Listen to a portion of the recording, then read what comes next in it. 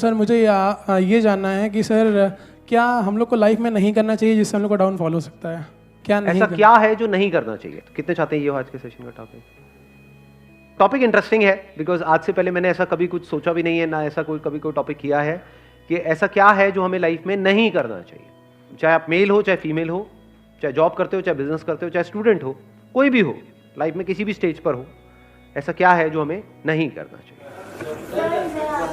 हाँ, इनसे स्टार्ट करते हैं। सर मेरे हिसाब से किसी भी काम को, किसी भी बात को, किसी भी चीज़ को नहीं बोलना चाहिए, क्योंकि मैंने पर्सनल एक्सपीरियंस किया है, अगर हम पहले ही किसी काम को नहीं बोल देते हैं ना तो वो कभी सक्सेस होता ही नहीं है, और जितना भी आपके पास कॉन्फिडेंस हो आप उस चीज़ को कभी भी कर ही नहीं सकते। तो पहले नहीं बोलना नहीं सीखना चाहिए मेरे हिसाब से। Based upon our past experience हमारे माइंड में कुछ बैठ जाता है जिसको हम बहुत स्ट्रांगली पकड़ लेते हैं और अभी से पकड़ना शुरू कर देते हैं इसी एज से, यानी इस एज में हमारे माइंड में वो चीजें बैठने लग जाती हैं। बच्चों के माइंड में कुछ नहीं होता है, बच्चे बिल्कुल ब्लैंक स्लेट की तरह हैं, वहां पे ना हाँ लिखा हुआ है ना लिखा हुआ है, पर जैसे जैसे एज बढ़ती चली जाती है वो स्ट्रांग होता चला जाता है और उसी की वजह से फिर हमारे कॉन्फ्लिक्ट्स होने लग जाते हैं, उसी की वजह से सारी रिग्रेट्स आती है। क्योंकि होता क्या है, बड़ी जल्दी हम ना बोल देते हैं। हो सकता है कोई बहुत बड़ी अपॉर्चुनिटी आई हमारे सामने, डिसीजन लेना था, लेकिन सुनने से पहले ही सामने वाले बंदे की पूरी बात हमने पहले ही ना बोल दिया। नहीं नहीं नहीं, नहीं। उसके बाद पूरी जिंदगी बैठ करके रो रहे हैं। अपने घर में आपने ये चीज़ों को ऑब्जर्व किया होगा, अपने दादा को, नाना को कभी ये डायलॉग कहते हुए सुना है कि उस टाइम पे मेरे को मौका मिला था, अगर मैंने वो कर लिया होता तो आज मैं पता नहीं कहां होता, उस टाइम पे ये घर ना लेके वो कोने वाला घर ले लिया होता तो मैं पता नहीं कहां होता। पूछो क्यों नहीं लिया? क्योंकि जैसी वो अपॉर्चुनिटी आई तो उन्होंने पहले ही, सुनने से पहले ही, समझने से पहले ही ना बोल दिया। किसी और ने हाँ बोल दिया, जिसने हाँ बोला वो आगे निकल गया, जिसने ना बोला वो पीछे रह गया। तो अपनी लाइफ में कभी भी ये हाँ और ना को स्ट्रांग मत होने दो। अगर आप मेरे भी सेशंस को ध्यान से कभी सुनोगे ना या ऑब्जर्व करोगे, आपको एक क्लियर स्टैंड नहीं मिलेगा। और इसमें वो लोग जिनका माइंड बिल्कुल ही कॉन्क्रीट है, पत्थर के जैसा है। माइंड ना दो तरीके के होते हैं। 90% से ज्यादा लोगों का जो माइंड है वो पत्थर के जैसा है, उसमें सब कुछ पहले से ही फिक्स्ड है और कुछ नया अंदर जाने के लिए जगह ही नहीं है।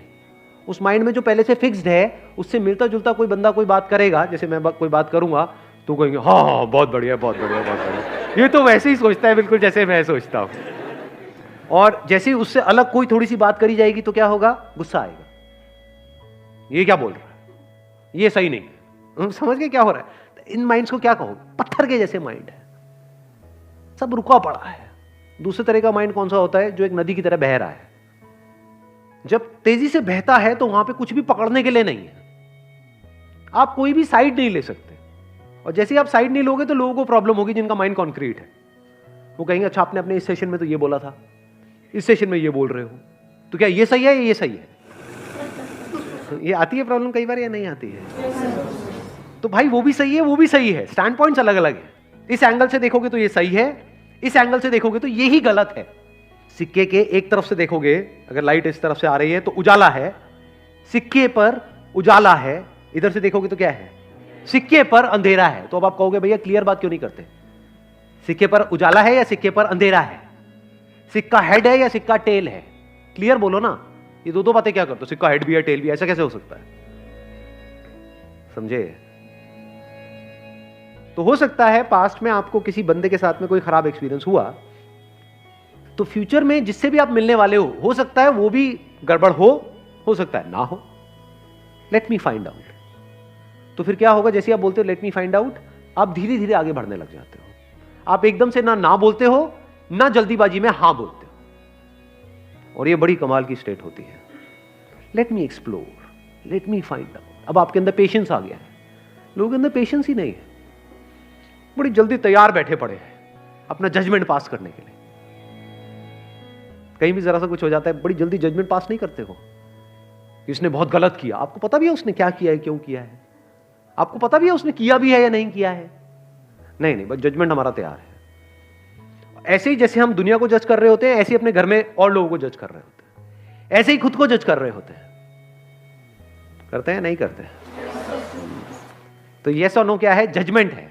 तो जजमेंट को जल्दी पास मत करो, आराम से करो, और इतना भी आराम से मत करो जैसे इंडिया में कोर्ट में होता है कि 20 साल लग रहे हैं एक जजमेंट को पास करने में।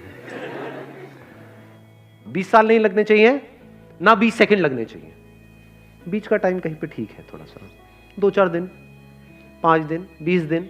बहुत बड़ा डिसीजन है तो 2 महीने। बड़ा डिसीजन मतलब क्या? शादी का डिसीजन बड़ा डिसीजन है, करियर का डिसीजन बड़ा डिसीजन है।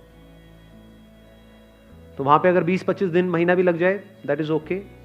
तो ये हमको एक आंसर मिला लाइफ में क्या नहीं करना चाहिए।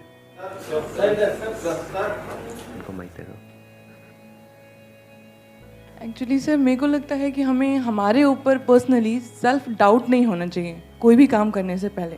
अगर हमने अपने आप पे डाउट करना शुरू कर दिया, फिर हम कुछ भी करेंगे, लाइक अगर मैं यहाँ स्टैंड करूँगी फिर मेरे को लगेगा मैं खड़ी हो रही, मैं कहीं गिर तो नहीं जाऊँगी। सो मुझे लग रहा है कि वो डाउट नहीं करना चाहिए अपने आप पे। हमें अपने ऊपर डाउट होने लग जाता है कि मैं ये कर भी पाऊंगा या नहीं कर पाऊंगा। तो अब ये बड़ा अच्छा पॉइंट है, ये खत्म कैसे हो?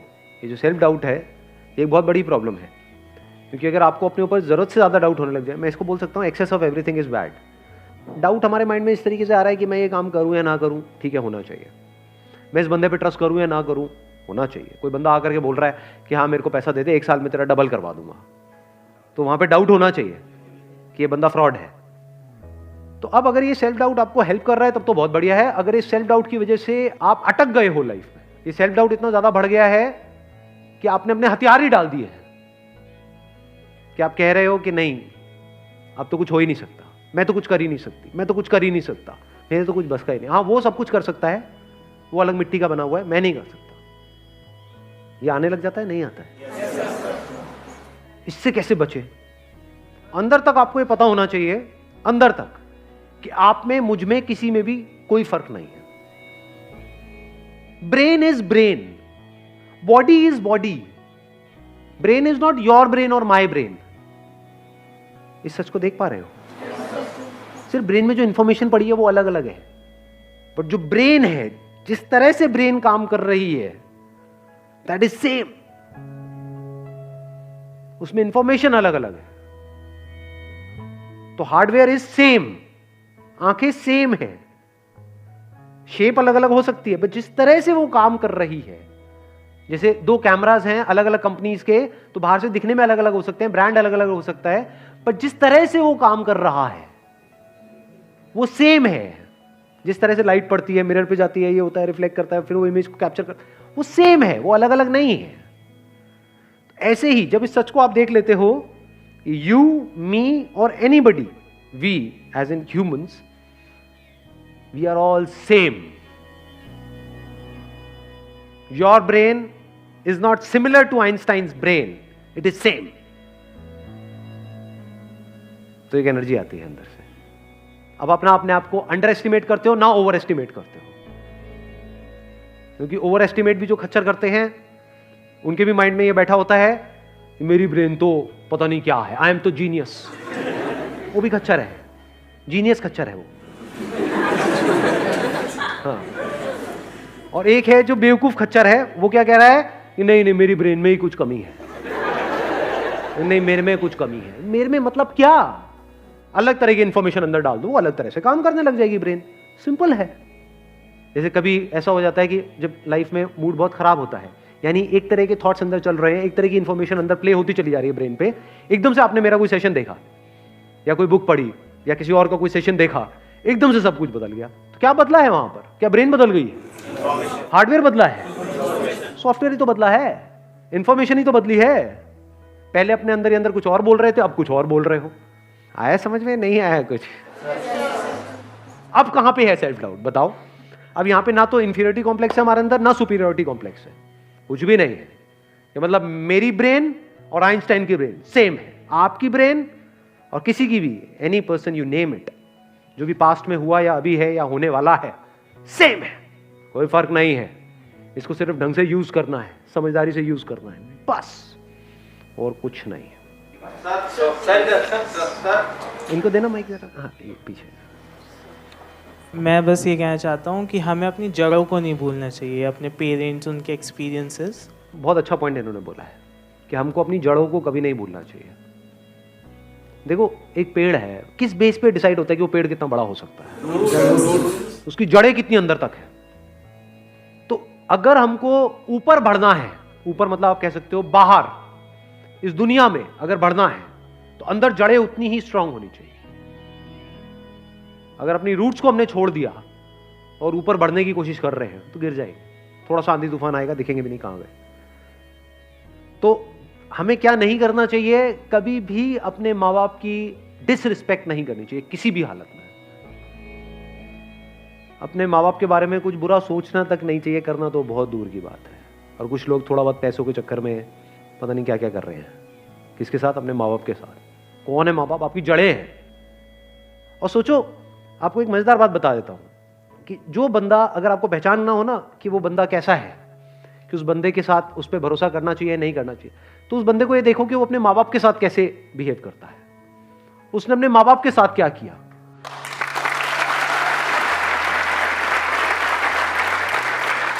क्योंकि जो बंदा अपने माँ बाप का सगा नहीं हुआ, अपने भाई बहन का सगा नहीं हुआ, वो किसका सगा होगा?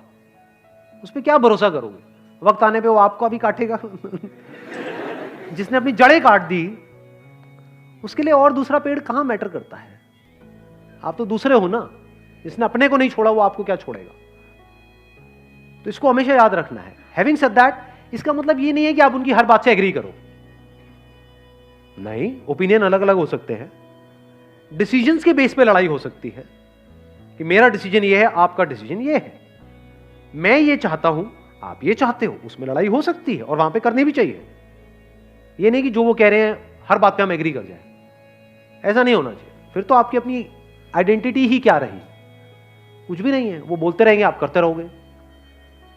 तो रिस्पेक्ट अलग चीज है और डिफरेंस ऑफ ओपिनियन अलग चीज है। तो इसको मिक्स मत करना। बिकॉज मेरे को पता है मेरी ये बात सुनते ही लोग क्या बोलेंगे कि हाँ, मेरे माँ बाप, अब आप जो कहोगे मैं वही करूंगा। वो कहेंगे बढ़िया, यही तो हमें चाहिए था। ऐसे ही तो चाहिए हमें कि बेटा चल, अब तुझे ये करना है, तुझे ये करना है, तुझे ये करना है, इतने बजे उठना है, इतने बजे सोना है, इतने बजे यहाँ जाना है, वहां जाना है, ये होगा, वो होगा, ये सारा कुछ। तुमसे लड़ लो। जहां पे अपनापन होता है वहीं पे लड़ाई होती है। अनजान से कौन लड़ता है कभी यहाँ पे अनजान में आपस में अभी कोई लड़ाई हुई है आकर के?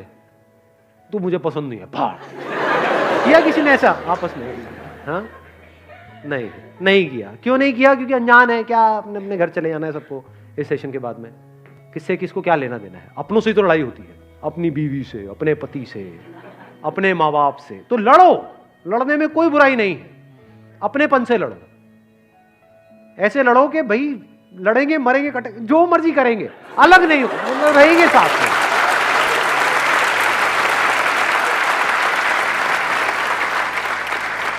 इसको इस तरह से भी कह सकते हो, आपस में लड़ेंगे, बाहर का कोई आएगा तो फिर हम एक हो जाएंगे, फिर नहीं छोड़ेंगे। या एक्चुअल में अगर कोई मुश्किल आएगी तो हम सब एक है। हाँ, आपस में हमारा चलता रहता है थोड़ा बहुत, उसमें कोई बुराई नहीं है। तो जड़ों को याद रखने का मतलब, जड़ों को ना भूलने का मतलब कि कुछ ऐसे लोग हैं आपकी लाइफ में जो आपको अंदर तक पता है कि ये मेरे अपने हैं। कैसे पता है? क्योंकि जब आपकी लाइफ का सबसे खराब टाइम चल रहा था तब भी वो आपके साथ थे, वो आपके अपने हैं, फॉर श्योर आपके अपने हैं। जब खराब टाइम में नहीं छोड़ा तो अच्छे टाइम में क्या छोड़ेंगे? और कुछ ऐसे लोग होते हैं, थोड़ा सा आपका टाइम अच्छा होता है, पीछे पीछे घूमने लग जाते हैं, आपके लारे लपे करेंगे, आपकी तारीफें करेंगे, आपको बोलेंगे कि हाँ तू तो मेरा भाई है, हम तो ये हैं, हम तो वो हैं। जैसे ही आपका टाइम थोड़ा सा खराब होगा आपको छोड़ देंगे, आपकी तरफ देखेंगे भी नहीं, आपसे बात तक नहीं करेंगे, एकदम पीठ कर देंगे आपकी तरफ। तो आप पहचान सकते हो ऐसे लोगों को। कुछ ऐसे लोग थे आपकी लाइफ में जब आप कुछ भी नहीं थे, या ये कह लो खराब टाइम चल रहा था, तब भी वो आपके साथ में थे। तो ये आपके अपने हैं। दुनिया इधर की उधर हो जाए, इनको नहीं छोड़ना है। चाहे घर अलग अलग हो जाए, देखना इसको भी ध्यान से समझ लेना। इसका मतलब ये नहीं है कि हाँ एक ही घर में रहेंगे जी, अब तो सास बहू आपस में एक दूसरे का गला काट रही है लेकिन रहेंगे हम एक साथ ही, ये नहीं कह रहा हूं मैं। चाहे घर अलग अलग हो जाए, यानी फ्लोर अलग अलग हो जाए, अपार्टमेंट अलग अलग हो जाए, आप यहां रहते हो वो वहां रहते हैं, या दूर भी रहते हैं, आप दिल्ली में रहते हो वो बॉम्बे में रहते हैं, दैट्स ओके। लेकिन दिल से हम एक है जी, मरते दम तक हम अलग नहीं हो सकते। That must be very clear. जिसके माइंड में ये क्लियर है उसकी जड़ें पक्की है। Wish you all the very best. Thank you so much for coming.